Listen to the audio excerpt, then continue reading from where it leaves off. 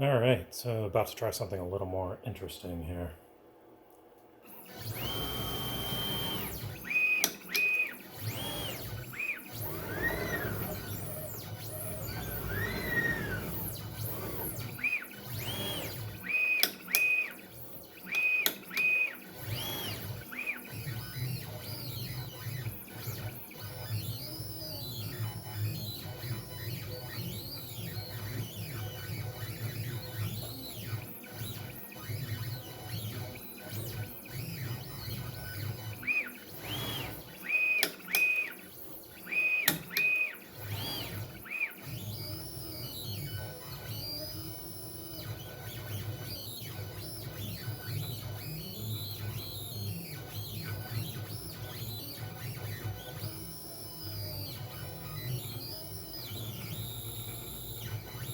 Now, I wish I could say this is all automated, but this actually took quite a bit of work to put this together.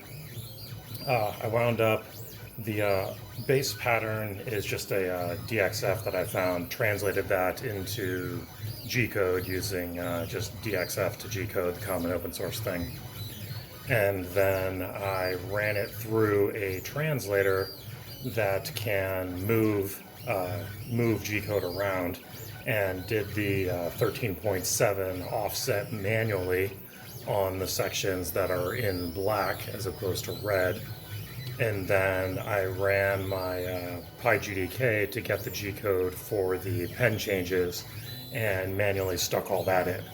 So eventually, PyGDK will do all of this on its own, but I thought it was kind of fun to just go through the process. I mean, it took me, it wasn't horrible. It was, maybe half an hour worth of dorking around with it to get it to do this. So, yeah, I'm pretty happy with how this is going, and we'll just let the rest of it play out.